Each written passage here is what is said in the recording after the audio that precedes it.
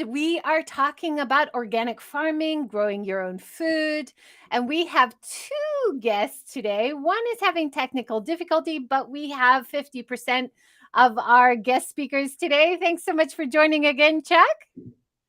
Thanks for having me, Joy. I'm always glad to be a part of your program. Now, we are hoping that John is going to be able to log in and join us soon. But let's start with you. I had a recent conversation not too long ago with you, but you did a TEDx talk recently, and you describe yourself as a typical American, Mr. Average American, burgers and fries, and now you are an organic farmer. How did that happen? Yeah. It took about 10 years of growing my own food and having such a surplus of it that I had to eat my own vegetables every meal, every day. And it changed me from the inside out, really. I think it's kind of that whole body sort of feeling of, wow, I have so much more energy now. I have less of these tiredness and problems and all this other stuff. And I don't know, it's just almost addictive. It's kind of like caffeine. It's like once you have a taste of it, you want it again and again. And it's once you feel that good, it's like, of course you want it again. And hey, John. There he is. He made it. Thanks so much for joining, John. So glad to see you. Nice to see you both here. Hang on. No worries. Yeah, so Joey, it was just kind of a natural transformation. I mean, being addicted to wanting to be outside in nature and working my body and then eating these vegetables, it just became a part of my natural process. And I'm so lucky and I'm so glad it happened because I'm so much healthier now and I feel so much better about myself too. So. That's awesome. I love that idea that you were talking about in the TEDx talk about coming at growing your own food from different angles. And I think this is something you and John both understand as educators and farming advocates in the city as well as in the countryside. So thinking about it as a way to be healthy, be outside and be healthy, a way to beautify your surroundings, right? Like having all these different motivations to start growing your own food. Can you talk about that a little bit, Chuck? Sure, and I'm sure John would as well. I mean, what I'm doing is out in nature, in the soil, everything else, and John's in the city in containers or in small beds. But I think essentially we're approaching it from a lot of different angles. Of course, it's wonderful to have a hobby. It's wonderful to move your body and exercise a little bit and to create your own food. But the real added bonus, I think, for both of us is probably handing it down, taking it from one generation to the next and enabling other people to learn these things, to carry that on forward, because this is stuff that we've been doing for 10,000 years, as far as I know, the Fertile Crescent being the birth of modern agriculture, if you will, that it's always been passed down, not just the knowledge, but the seeds and everything else. This is something that we've lost contact with, and getting back in contact with that is something that really makes you feel sustainable to your core, because you realize, wow, this is the necessity of life. This food, this propagation of the species is dependent upon food. So it's a really wonderful thing to be a part of. Yeah, wonderful. John, do you want to talk about that a little bit? Because you have also educated children and adults virtually as well as in person in the city, getting people to grow food on their balconies. I mean, what have you found is the best motivation to get people started? The best sort of motivation to get people started is, to my mind, it depends on who you're really talking to. And I've found personally that if I'm talking to schools, there's a lot of kids these days who have food-related allergies, and they're sort of basically getting those from food, the chemicals that is the food that they consume. So a big deal for many parents to sort out what kind of food that they feed their kids so that the kids will stay as healthy as possible. So if I'm talking to schools and parents, and I basically talk about the health benefits of growing your own food without chemicals, but then there's a whole different group of people that we're a core part of, which is basically those who are keen to do something for the planet and to create a more sustainable society. And growing your own food without chemicals is a really, really good way to do that. Because like Chuck was saying, it's what we've been doing for so many, basically hundreds, thousands of years now. And it's critical to not just our personal health and our community health, but our survival as a species. It comes down to the simple fact that is our biosphere going to be able to sustain us for the next X thousand years? Motivation is basically personal health and community and planetary sustainability are key. Also, when it comes to growing your own food, there's a whole lot of people who are concerned about cost. And if you have a packet of seeds, like something like this one here, this is way cheaper, a way cheaper way to produce food than if you actually purchase food from a supermarket. And also, there's things like taste. If you grow your own food without chemicals, it will taste better, much better than commercially produced food. So there's a whole range of different motivations, and I personally find I'm motivated by all of them: the taste, the lower cost, the health benefits, and the fact that if I teach people how to grow food and they teach others, they can motivate other people to help us all collectively create a cleaner and more healthy society. Definitely. And I know both of you guys are fathers.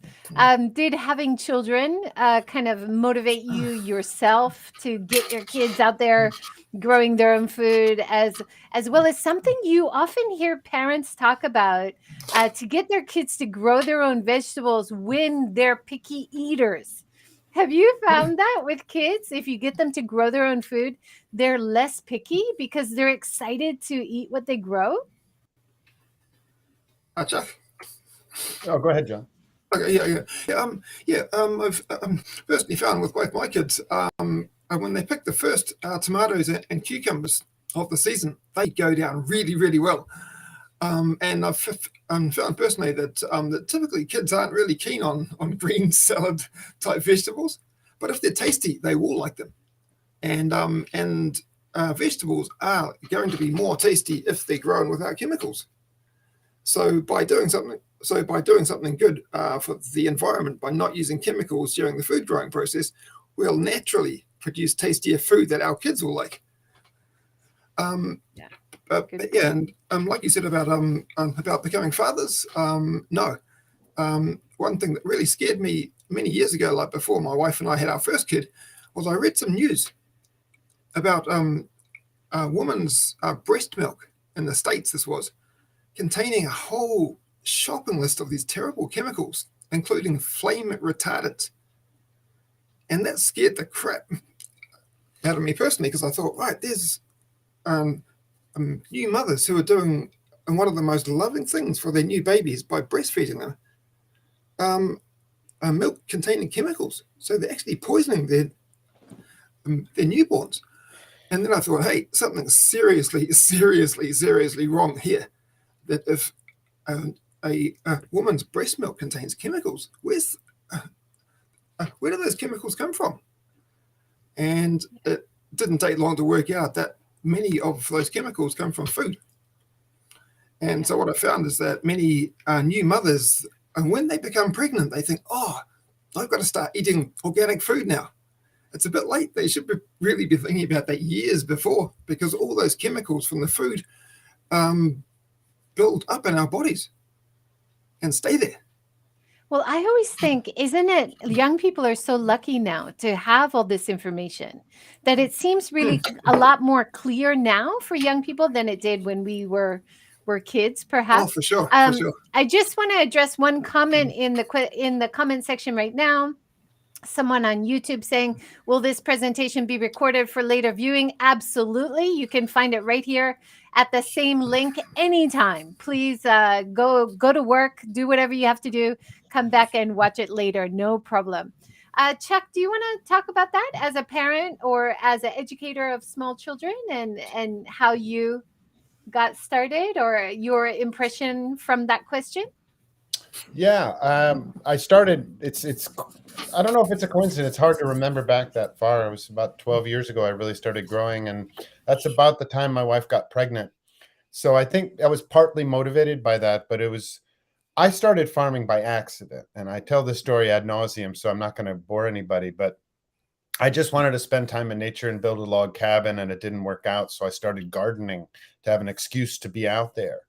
And so it wasn't something I had thought about. But as the baby was born and as I was spending more time doing it and as I started eating the vegetables, the process became very clear that, wow, I wanted to have a log cabin for my family to go to. Like I had a similar sort of situation when I was a kid, but it turned into instead, well, that because I do have a small mountain house, but I have this source of something that's much more important, that's every day, that's building us from the inside out. And my son, I mean, I brought home Brussels sprouts. They're tough to grow, by the way. For me, anyway, I'm not that great. Monkeys took care of a lot of them, and insects love them as well. But I was able to get some just last winter, and I brought them home, and I just boiled them in salt water. That's it. For 3 or 4 minutes, took him out. I said, Junior, try one of these. And he does like, oh, these are really good. And I'm like, Brussels sprouts has got to be like the demon for any child growing up when I was a kid. It's like Brussels sprouts. Oh my God, these are for fighting with, or giving to the dog or something. Like, no way you're going to eat them. And his favorite vegetable is broccoli, if it's my broccoli. So he knows already what's different, and he looks forward to it. And he sees it in the basket. And he says, "Oh, I want to eat that." I mean, he's a typical 11-year-old now. He eats whatever he wants, but when you put the vegetables on his plate, they're gone. They're really gone. So my wife has a lot to do with that. I can't take full credit. She's a wonderful cook and terrific mother. So, but yes, knowing that's a part of his diet is very rewarding. And he comes out and helps with the farm since he was 3. And at 3, he was just kind of fiddling around, pulling on some things. But now he'll work. He will actually work. I'll set him to work and he will do it. And I'm like, wow, that's worth money in the bank for me, because he's getting that experience. He's helping out, and whether he turns 16 and hates me and spray paints pictures of me all over the wall, when he's 21, he'll come back full circle, I think, and he'll come back to eating organic or vegetables or trying to work on a farm. And I just got a new volunteer, a Japanese boy who's 20. And he's like, well, I want to just come out and help. My grandfather, when I was young, was a farmer. And I just remember that. And I want to just be out there. And I'm like, absolutely. Absolutely. That's what it's all about. So it's planting. John and I plant seeds, just like you, Joe. We plant seeds in people all the time, hoping that they'll grow. And it takes time oftentimes, but you put it out there and you give them a good environment to kind of germinate. And I think good things happen. I think so. Absolutely. I talked to a woman, Nao Fukuoka, who's starting to do organic farming workshops in Hiroshima in the countryside. And she said some of the most common questions are, can you grow vegetables without chemicals? Don't you need the chemical? Like, they're really, even the basic level of understanding is just not really there. Now, one of the motivations, we were talking about motivations for organic farming earlier. One of the motivations is, of course, food security. Now, John, you have this great idea. One of the things that you use in your workshops about having food where you are. The whole idea of growing food in the cities, growing food on your roof, growing food on the roof of the supermarket, to have that food security aspect as a motivation. Can you talk about that a little bit? Was the key thing that I got into, the key reason that I got into growing my own food in the city during the first place. Basically, 10 years ago, 2011, when the Tohoku earthquake hit. That was 2.5 weeks after the deadly quake hit Christchurch, New Zealand, close to where I'm from. And those 2 quakes, it just sort of really made me think, right, that if a quake hits Tokyo of that kind of magnitude, and where would food come from? And then I just thought that, okay, it would be a really good idea to have a close to home food source, basically growing food at home. And that's where the whole concept came from. basically because I thought that if there was a massive quake and lots of local supermarkets got destroyed and roads got blocked so that food delivery trucks couldn't actually get to supermarkets, people in big cities like me would be screwed. Honestly, there would just be no food supplies. So that just sort of really made me think that it would be smart to have a food supply at home. And that was the trigger for it all. And then I just thought, and then I started renting a community garden patch nearby and took my daughter there. And I taught her how to sow seeds. And she picked it up and just like that, bang, just like that. And then I thought, hey, I can teach kids. So I contacted the local school, and that's where my whole 10-year urban farming career started, when I basically got into teaching kids to do the same thing, to actually, number one, to realize that it's possible to grow food in the city, and then to sort of gradually expand their thinking. And one of the key concepts that I teach is that almost any kind of food, vegetable and herb and fruit that can be grown in the countryside, including rice, can be grown here in the city. We can grow pretty much everything that the countryside farmers like Chuck can grow in the city. But not many people, I think, sort of really would even think about that, because they all think they all just go to the supermarket and that's where they see food. But if you grow your own food, your whole world expands. And by growing food in the city, you have to get creative and sort of think, right, there's not much space here, so where can I grow food? Maybe the rooftop, maybe the wall, maybe the fence, maybe the gate. There's a whole lot of different ways and places that we can grow food. And it makes you really creative, which is great. It makes it more fun. Yeah, awesome. I love that. And Chuck, you've always grown in the ground. One of John's big things, of course, on a rooftop where you're not in soil, is using the raised beds. Do you use raised beds as well in your farms, Chuck? Yes, I do. Yeah, I think almost all organic farmers would say they use raised beds because it's just so much more efficient. It's so much more efficient. But actually, to go back, I did start in containers. My first attempts were jalapeno peppers and some tomatoes and bell peppers and herbs and carrots in containers.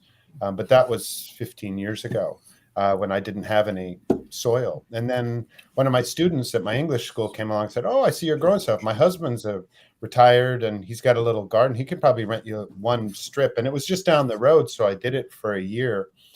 And that was a precursor to starting my garden in the mountains. So, yeah. Yeah. John, you talk about the community gardens. You have this great graphic where you talk about the cost and the benefits. It's amazing. Can you tell us about the community gardens in Tokyo? It's absolutely fantastic. Yeah. Depending where you live, there either will or won't be community garden plots. And where my family lives in North Tokyo, we're really lucky. Our town's got nearly 40 community garden plots, and they're basically rented out by the plot. So one plot is approximately 3 meters wide by 5 meters long, and you pay 5,500 yen to rent it for 10 months. And that plot is slightly wider than one standard car parking space, right? And when my wife was a girl, her father used to use these, but they were free then. They would just basically hand it out free to people that wanted to use them, but now they charge them. To give you some idea of the numbers, on a good year, I grow about 25 to 30,000 yen worth of food in my community garden, and I pay 5,500 yen to rent the plot to do that. So it saves money, and it's really local, and I don't use chemicals, so it's all good. And yes, and growing food in the ground, food will naturally grow to its largest size because the roots have more space to grow compared to if you're growing in a pot or container. It's just the best way to go. It really is. And where I come from in Auckland, a lot of people have their own gardens at home, so they don't need community gardens so much. But over here in Tokyo, most people have next to no exposed soil at all. unless you're like really rich and have a lawn or some space where you can actually dig up a garden. So a community garden's the next best thing. And after that, I'd say a rooftop garden. I'm using raised gardens like Chuck was just talking about. So there's a lot of potential, even in a place that's as covered in concrete as Tokyo is. There's a huge amount of potential and space to grow your own food. I think that's so wonderful for people to realize. Tokyo is a concrete jungle, but if you utilize the roof, if you utilize these community gardens, you can find enough places to grow your own food. I just want to give a shout out to Elizabeth Ann, who has joined us from Facebook. It's great to have kids appreciate great veggies at such a young age. This training should really start from home. Well done. Thanks so much for commenting. Can I just make a quick point about this, Joy? And what Chuck was talking about training kids, I found a really interesting thing, and that's basically that about 95% of my urban farming clients are people who either their parents or their grandparents are or were gardeners. So what I'm thinking is happening here is that the vast majority of my clients who pay me to provide services, when they were younger, they saw their parents or their grandparents gardening. And I think what's happened is that exposure to their parents, grandparents gardening, it gave these people as kids the impression and the clear idea that gardening is a cool thing to do, and it grows food, because there it is right there. There's some cabbages that my granddad's growing. And yet these people themselves, they never actually learned it. And I'm one of them. My mum was a gardener. All my grandparents were gardeners. No one taught me anything. I didn't. None of my family taught me gardening at all. I taught myself. And I'm like most of my customers. They saw their parents and grandparents gardening, but never learned themselves. And then these people, they've moved to Tokyo and they found me promoting it, and and it's triggered something in their memories, I'm sure, of seeing their grandparents and their parents gardening, and they thought, I saw my dad doing that when I was a boy. And it sort of rekindles the interest. It's pretty amazing. It's like a link to the past. That's awesome. And Chuck, I know you've had a lot of success bringing people who might be hesitant to start their own, even community garden or their own garden, because they just lack that confidence. And then they spend a day or half day with you, and then they're more confident to start growing their own food. Is that right? Well, actually, that's something that I'm trying to start this year, more of an education program or a training program, if you will. Until now, it's been mostly volunteers who are dedicated to helping my project, not really. And I mean, of course, they're going to take some of that knowledge home with them, but I don't think that's usually the main motivation. And then events like you can see there, people just come out for, they play on the farm a bit. We have a campfire with roasted marshmallows or something, then swim in the river or go on a hike or something. So I do a lot of stuff like that, but I'm hoping to move more into, like I said, more of a formal program where people can learn how to do it for themselves. And I'm actually starting a garden/farmer consultation service that I think people are, who do want to get started. It's hard to get over that initial hump. That first year is a real learning curve. First of all, John and I have spoken about this. You go to the home center and it's just like, oh, I'm a bit overwhelmed now. Like, what seeds should I buy? What container if I'm going that way? Or soil amendments, or, all these other things. What do I need? And you end up just grabbing a few things like, oh, there's a tomato plant. Here's a thing in a bag of soil ready to go. And then you all put it all in and you put it on the wrong side of the house so it dies, or the insects kill it, or you didn't water it or whatever. And then you fail and you feel like, oh, well, that's just going to sit in the corner for 12 years until the plastic disintegrates, because I don't want to see that anymore because it failed. It's like, I hate it when people have that horrible experience and it just turns them right off. I mean, it's just like a pet. I try to tell people, it's like, you can't buy a cat and then just lock it in your house. You've got to feed the cat and love the cat and take care of the cat, clean up after the cat, make a relationship with it, kind of synchronize yourself with it. And something John was touching on is when people get involved with a cat or a house plant, it's a very meaningful experience. But when you get involved with something that you're producing that then you put into your body, that relationship just goes to the next level, because suddenly what you're producing is giving you the energy to keep producing it. And you feel a part of this very small circle of sustainability that's directly impacting your life, the environment, and everything around you, and allowing you to continue doing that. There's nothing in your way. You're not going to work to pay the bills, to go shopping, to pay somebody to cook your food and all this. No, it's like, I grew a carrot, I ate the carrot. I grew a carrot, I ate a carrot. This whole small circle, like I'm talking about, is the most profound thing I've ever found in farming, because suddenly I feel like, yes, this is what sustainability is like. And you want to get better at growing that carrot. And then you learn, oh my gosh, these peas didn't do very well, but this one pea plant, it made it. I'm going to save that, dry it, and plant those peas next year, because you know what?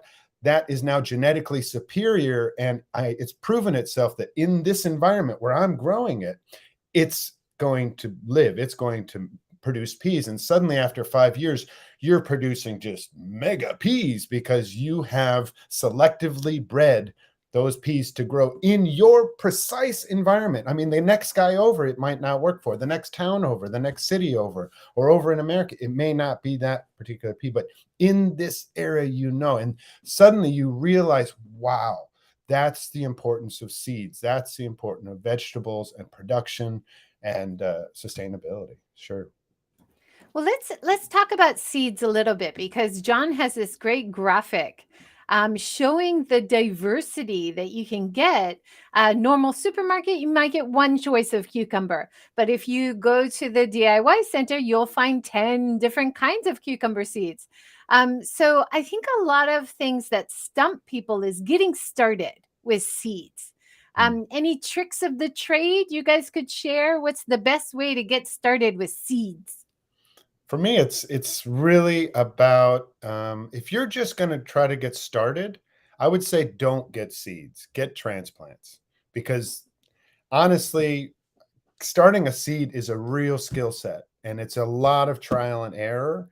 And they're infants, they're little tiny babies in incubators. They're going to die if you just make one little mistake, or if one insect comes along, just nips it right off. So having a transplant that's already a teenager, to put that in the ground is going to really give you a head start.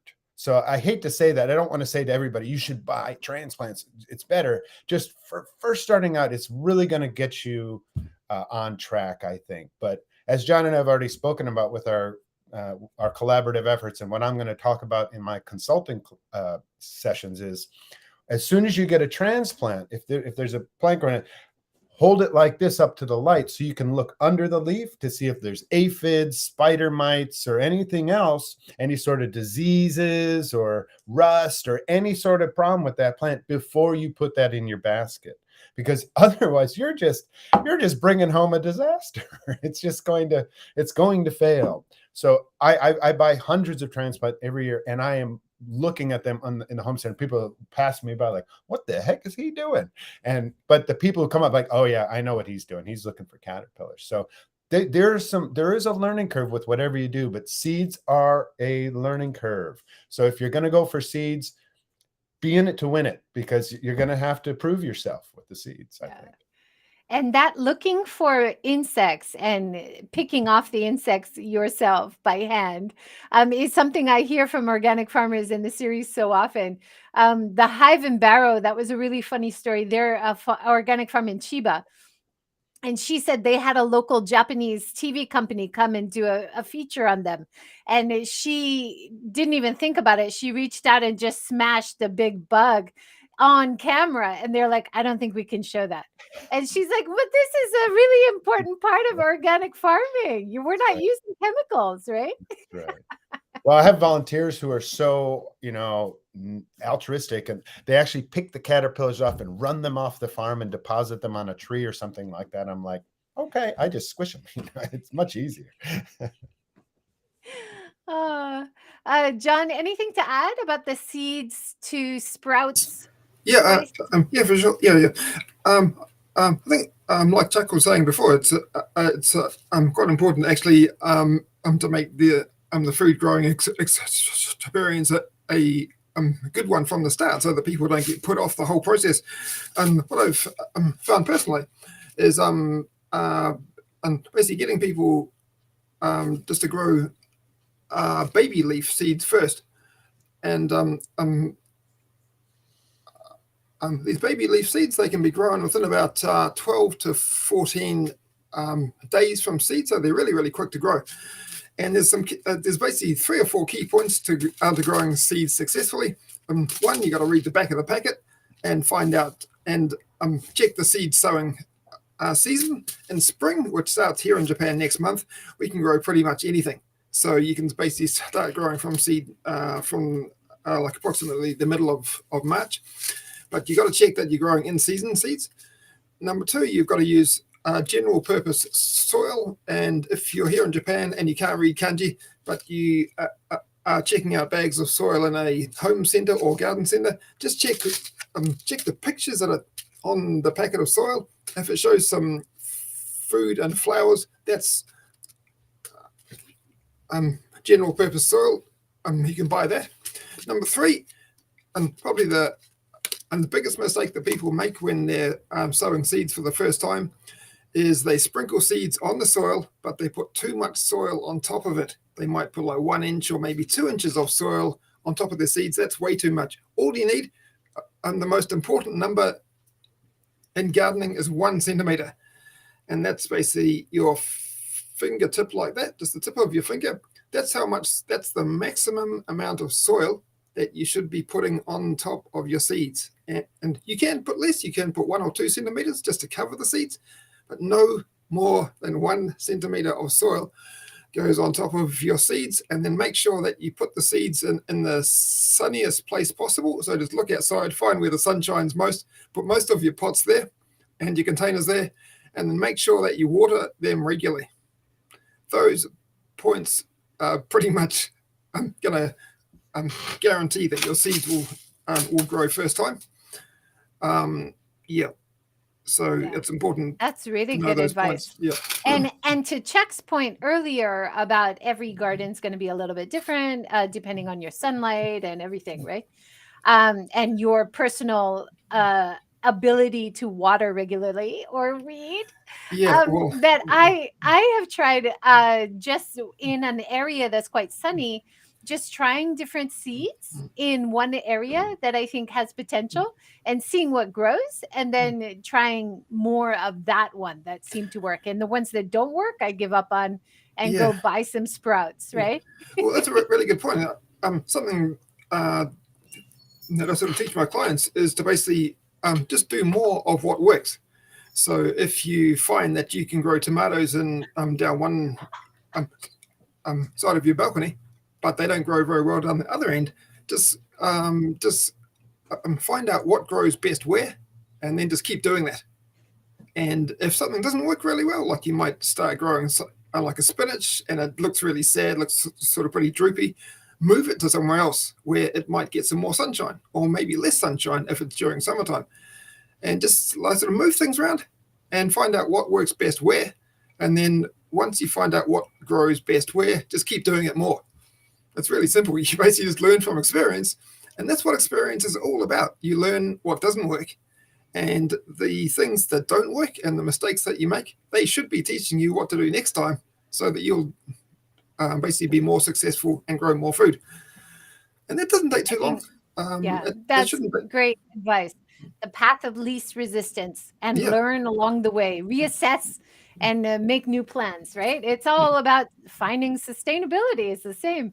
We got some great questions here. Lori has said, soil amendments always stump me too. So talking about taking care of your soil is a bit tricky.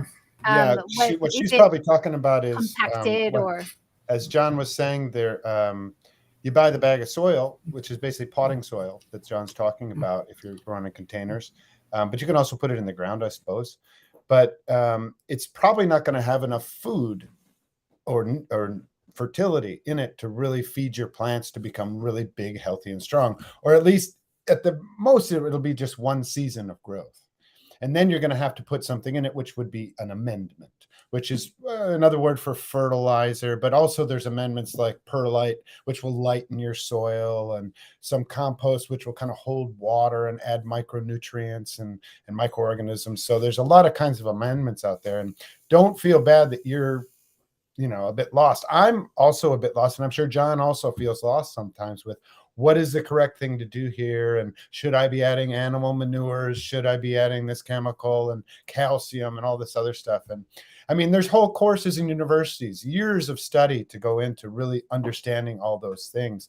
So I say, start simple, start basic. Remember, it's NPK, nitrogen, phosphorus, potassium. Those are the 3 key elements for most plants to need. And in the fertilizer, it'll be written in that order. And if you're growing something green and leafy, you want high N. If you're growing something with lots of fruits like tomatoes or something like that, or flowers, you don't want a high N. So there's something to learn there to help feed your plants. But I'd say whatever you do, do it in moderation. Okay, whatever soil amendment you go for, don't add a whole bunch. Just a little bit is enough, because you can always add more. The first thing you can do is mix it into your potting soil or into your beds. And that's really effective. But then later on, you see like, those plants are getting pretty big. I want to give them another feeding. Well, you can't mix the soil again because the roots are in there, but you can do a top dressing, which is just sprinkling it around there so that that'll eventually go into the soil and become a part of the plant's food system. So I'd say with any sort of amendments, go easy on it. And this is my number one tool on the farm most of the time. Google, tell me what to do. I don't know if you know, what's this bug, or can I use this chemical? How far do I space these things? I mean, I am on my phone all the time, just trying, because I can't keep all the information in my head.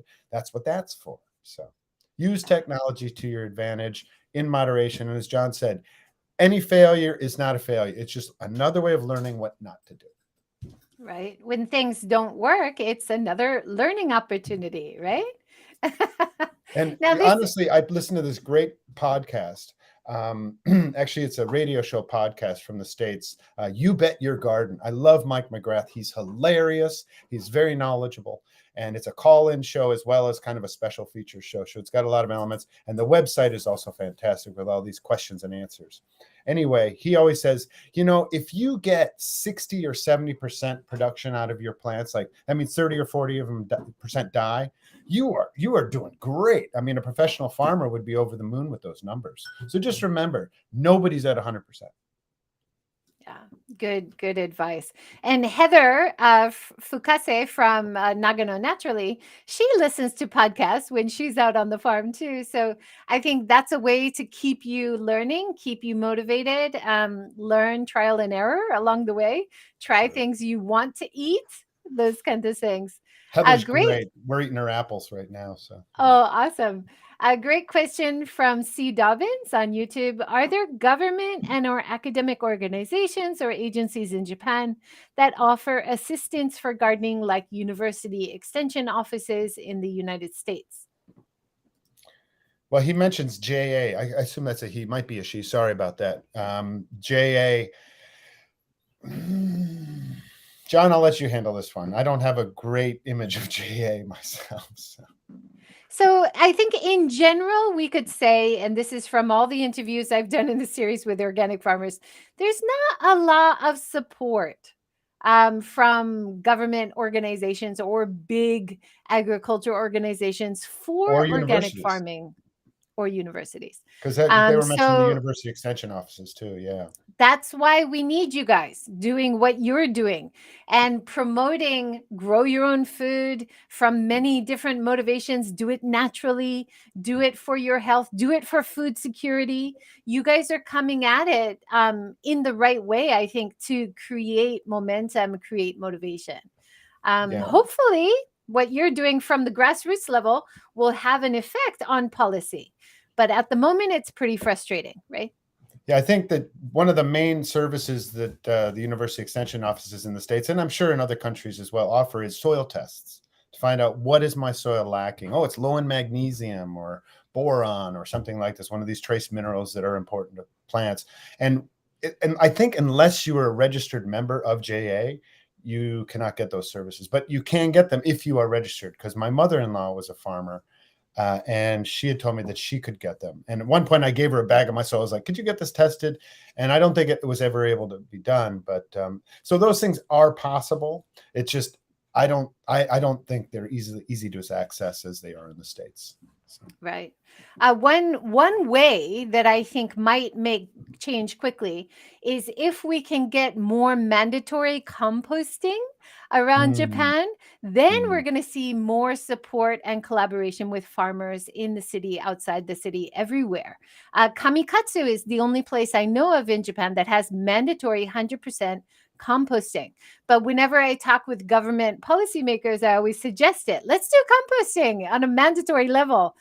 And they're all for it because it would save a lot of fossil fuels for all the garbage trucks that have to pick up all the garbage. For us personally, we reduced our waste by 30% immediately. I think there's a lot of fossil fuel carbon cuts you could make, which is part of the SDG 2030 targets, if we just encourage composting. Yeah, right? plus it keeps the crows off your garbage bags. Yeah. It would help a lot. It would keep recycling cleaner, so it would have higher value in the chain. There's so many positive knock-on effects. And there's such an amazing effect of compost on your plants when they grow. It's really amazing. It really strengthens the plant. It's hard to describe. It's like a healthy gut biome, full of good bacteria to help you break down that food. That in the soil, I liken the soil to our gut. It's like when that's a good, healthy environment, we're healthy and the plants are healthy. So it's something that a lot of people don't talk about because it's not fertility.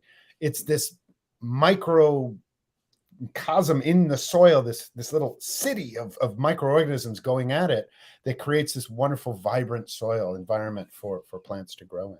They can be really strong and fight off their own diseases, communicate with each other if there's mycorrhizae present. It's an amazing thing below the soil. And it would really put to use some of the food waste problems that we're having. Jon, you work with a lot of schools and universities. I'm really hopeful that the schools and universities are going to be the first groups to start reutilizing some of the waste from the kitchens and the cafeterias and making that into composting as part of education for kids learning about farming. Wouldn't that be great? Exactly what I'm pushing with the schools that I've been teaching at, because most of them now they have their own kitchens, and the kitchens basically they purchase food to make dishes, and then they throw the waste away. And what I'm basically pushing from this year to started is to basically work with the kitchens to use their food waste and compost it, and so that the kids that I teach how to grow food can use the compost for produced from the kitchen food waste to put onto the garden to grow more food for the kitchen to use. So it's like creating this whole cycle. And so the kids will be they'll be able to clearly see that the food that they grow, some of that's going to be composted to produce compost they can sort of put back onto their garden. I'm sort of thinking much bigger than that. When it comes to rooftop gardens in cities as a way to boost self-sufficiency, and one of the key questions is, where's the soil going to come from to take up onto the top of office blocks and schools to use to make gardens? And I think the simple solution to that is to have a community-wide composting system where there's like one or two large silos set up to produce compost, where people where food waste gets picked up from people's houses and from restaurants and cafes, that kind of thing, all gets taken to these big composting silos that produce compost on a continual basis, and the compost gets basically given away with this is my plan, basically, to have these composting silos giving away free compost and sponsored planter boxes and flower pots to people that want to grow food at home, so that they can basically go to these compost silos and get the containers that they need and the soil made from compost, take it home and start growing food. And so, like you said, Joy, about how composting cuts down your food waste by 30%, it does. It makes a huge difference. You don't throw the stuff away, you just reuse it and make soil, which is great to grow food. So I think if large-scale composting can be set up in cities, it can basically feed itself and produce a soil that can be used to make raised gardens, rooftop gardens, and used by people that want it to grow their own food, which is going to improve self-sufficiency and do all these great things. Absolutely. It makes too much sense. It just it makes too much sense. I don't know why this stuff isn't happening Right? now. And we have great examples. Like we see it at work in Kamikatsu, working really well. We see it in cities like San Francisco. They have 100% composting. They have curbside pickup of the composting. They reutilize the composting. It's broken down in big machines. They give it to California wine growers. It produces beautiful wine, which is great branding for the whole area. So there's so many great knock-on effects. I really hope you guys can push the bill. Yeah, I know in Shiga Prefecture, Otsu City has a not mandatory but optional composting program, and if you give them your compostable stuff, they compost it and then they come back and they give you a bag of finished compost. John Speary, I don't know if you've had him on the program. Who's that? John Speary. Yes. Okay, yeah. He's the one who told me about it. He lives out there, and he says he gets a bag of compost every couple months and puts it on his garden, and he feels really good about it. And then people who use animals on the farm, like Thomas Kleffer at Pitchfork Farms, if I give him a big thing of my compost that it's not breaking down in my garden, he gives it to his animals first, and then it's the animal machine that makes it into compost for the soil, right? Yeah. And funny enough, I'm going to start a worm bin this year for the first time. I've been thinking about it for a long time, and now my son's 11, and he does a kind of a science project every summer with me. And this year we're going to do worm bins, and I think that's a great urban model for composting, because Bokashi, the Japanese way using anaerobic bacteria, is wonderful, but boy, does it stink. And your neighbors do not like that, or your wife doesn't like that either. So, then you can take it out somewhere and compost it in a big bin mixed with browns, the natural process, but that takes a very long time. And animals are attracted to it, rats and cockroaches and things like that, crows. You have to keep it well sealed. But this worm bin seems like maybe it's going to be a good fit for a citywide composting, because it's contained. It has to have air holes, but except for very small insects that nothing can get in, and then they just turn it over. And then these worms are really great to put into your garden, to feed to the fish or your chickens, or just to drop in the soil somewhere. And then the finished product is just gold for your soil. Some scientists say it is the best plant food there is ever made. The worm castings. So, John, have some of your clients been using worms in the city areas? There's been quite a few people who they basically contacted me and said, where can I buy some worms so I can start worm composting? And the answers are basically just to look online. That's apparently the best, one of the most convenient ways to buy worms. But getting back to what Chuck said about the Bokashi, which is basically it's a Japanese method to produce fermented compost. I've got a Bokashi maker myself at the back of the house, and it works like a dream. It's just like a plastic rubbish bin type container, and you just sort of dump your food waste in, and it's got a tightly sealing lid which keeps all the smells in, so my neighbors never complain about it. And when it fills up, which takes just a matter of days to fill up this rubbish bin size Bokashi maker, you basically wait about 3 months, and then there's a tap down the bottom, and if the process works properly, this really dark brown, highly concentrated liquid compost, or sometimes called compost tea, comes out of the tap down the bottom. And all you do is you just got to dilute some of it in your watering container and pour it straight onto your plants. So it's the easiest way to feed your plants. You don't have to get a spade to dig in solid compost to your soil. You just pour the stuff on, and it's the easiest kind of compost to make, and because it's in liquid form, it's really simple to use. So yeah, it is a good idea, and yeah, it doesn't smell. You just got to make sure that you put the lid back on tightly, but you can have it outside on your balcony, and you won't even smell it yourself. So yeah, it's pretty good. We've had two very enthusiastic, amazing home gardeners, Flo and Blaze, and they use that to make the liquid compost. They actually have 2 bins, and they swear by it as a way to use that liquid compost to really grow great veg. I'm just adding, Chuck has a link for worms, which I'm adding to the chat here. We just have about 10 minutes left. I want to talk about how people can get in touch with you guys and projects you guys have coming up. In addition to consulting, Chuck, you have a film festival. Do you want to talk about that just a minute?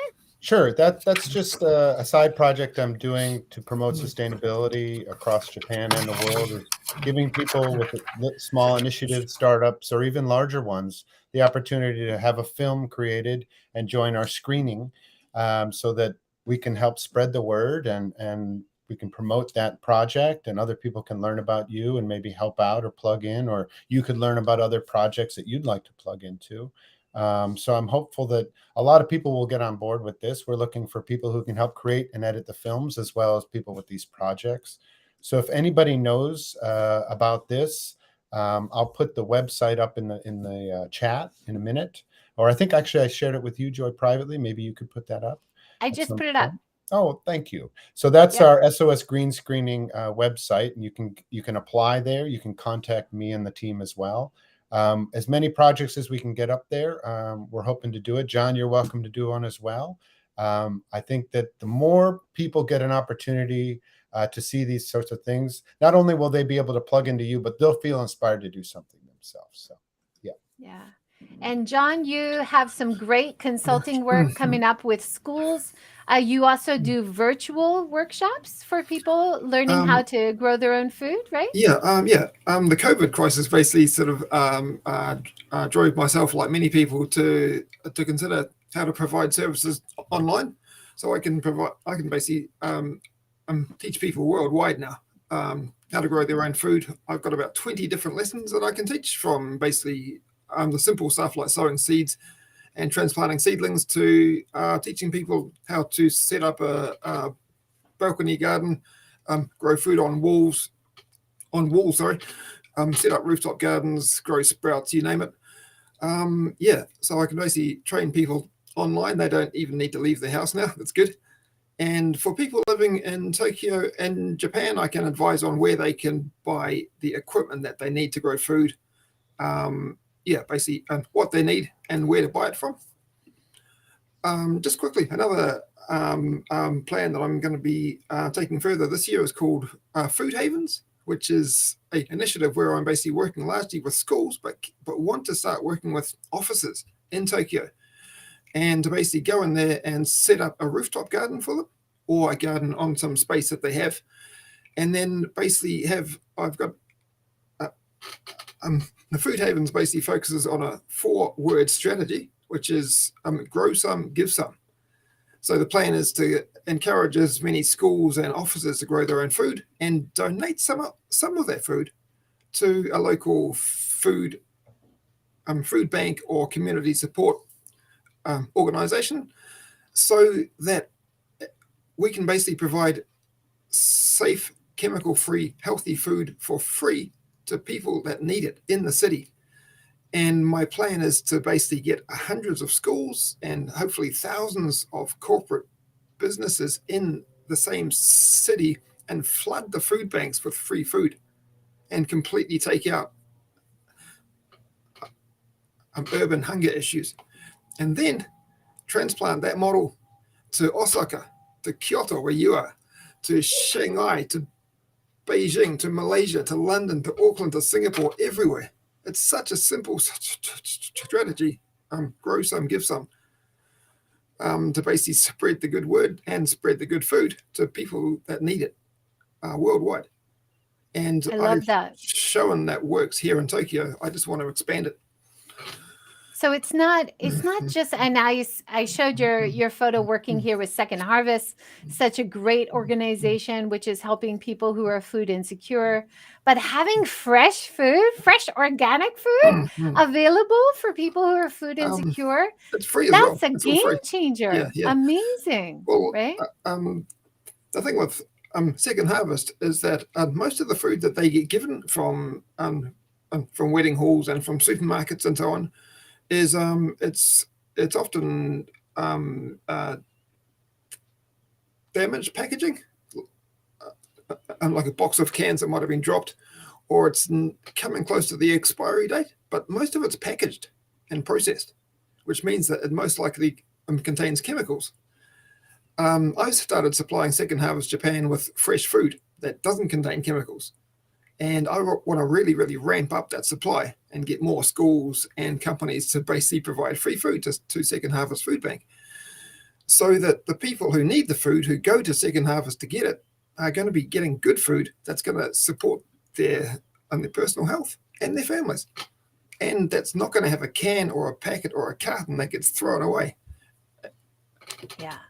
That's what I love about that idea you introduced, John, about in the future, wouldn't it be great if supermarkets were growing their own food on the roof, and then you have that ease of transport from the farm to where people buy their food, and you knock out that need for plastic packaging too, because why not have reusable containers in that case? You don't need it, right? We got a great comment here from Ginkgo. Says, I'll be working in Japan once the border opens. Yay, fingers crossed for you. I hope I can visit the farms in the near future. Fantastic. So I think this is a way that people can reach out to you guys and get in touch about urban workshops if you're living in a city, country or garden workshops if you're working in the countryside. Go and visit your farms. You guys can show them in person if it's safe to do so. There's so much great work you guys are doing. It's so wonderful to have you together with covering the cities and covering the inaka. You guys can cover everything, right? That's the goal. Fantastic. So we just have 2 more minutes. John, if people wanted to get in touch with you, what's the easiest way? Through Facebook? Through Facebook, Jon Walsh. Yep, that's the best way to find me. You'll find that my Facebook page is just loaded up with posts about urban food. Yep, I'm more than happy to help people that want to grow, because I think that if I can help people to start learning how to grow food and make the fewest mistakes when they do so, then they'll be motivated to continue, and they'll hopefully be motivated too to teach their kids and their families and their friends. So what I'm sort of really want to get into is to motivate people to teach downwards to the younger generation, outwards to their own generation, and upwards to the older generation, and basically get people motivated to teach everyone they know to grow food at home or at school or at work, and just do really, really good things for their personal health, for the community, and for the planet, because it's so important now. Yeah, fantastic. Last question from C. Dobbins. Do either of you have any contacts in other countries? So, for example, in Korea or China, wouldn't that be exciting to have an international network? Yeah, that would be sort of really, really good, because Chuck and I, Chuck's in Kyoto, I'm in Tokyo, and we sort of got in touch last year, and we've been sort of chatting quite regularly about what we do. It would be wonderful to be doing exactly the same thing with farmers in other countries and find out what's working for them and what's not working for them. For example, the rainy season in these last 2 years in Korea, it's been it's been like twice as long. And it's things like that, where in the rainy season here last year was 1 week or 1 or 2 weeks longer than it normally is. It caused massive problems on Japanese farms. In Korea, in the rainy season there last year was 1 month longer than usual. Huge impact. And it's things like that. It's things like that are happening around the world. If they're communicated, we can all learn and hopefully adapt, so that our own food production activities don't get too severely impacted. Yeah, Yeah. absolutely. So, yeah. The strongest argument I've heard recently for growing your own food is because where does Japan import foods most from is America and China. And those two countries are going to start to need more of their food for their own populations. So we need to be supporting all farmers in Japan more, especially if you're doing organic farming. So please, folks who are listening, support your local farmers wherever you are. Any final words from you two? Thank you so much. I'm afraid I have to go, but Yeah. contact me on Facebook as well at Chuck Kayser or Midori Farm. Plus, I have midorifarm.net is my website, Japanese or English. And I hope, like everybody here has said, that you can take it to heart that growing organic food and producing and consuming that food is the best way to be sustainable. It is the closest you can be to being truly sustainable. So best of luck to everybody to give it a shot. Wonderful. Thank you so much. Jon, any final word? Oh, just that if you really want to make a big difference in the community and for planetary health, there's probably not much more. Probably the best way to do it is to basically start sowing seeds. These can have so much impact. Just sort of by growing food without chemicals, you can impact your own health. You can impact your family's health, and by teaching those skills, you can impact community health. And by not using chemicals, then you won't be poisoning the soil, and that has a huge positive impact in itself. So if you really want to make a difference for the planet and for our future, learn how to grow food yourself.